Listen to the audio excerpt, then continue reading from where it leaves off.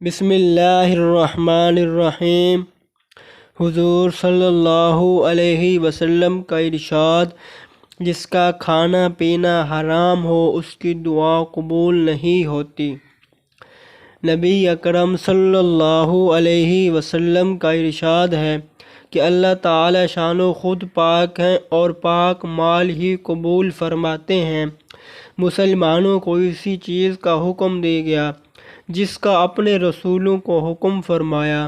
چنانچہ کلام پاک میں ارشاد ہے، یا ایھا الرسل کلوا من الطیبات واعملوا صالحا انی بما تعملون علیم۔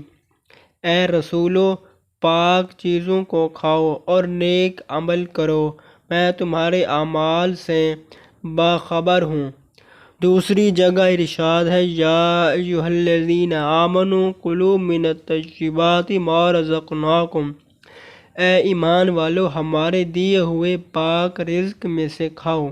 اس کے بعد حضور صلی اللہ علیہ وسلم نے ایک شخص کا ذکر فرمایا کہ لمبے لمبے سفر کرتا اور مسافر کی دعا قبول ہوتی ہے۔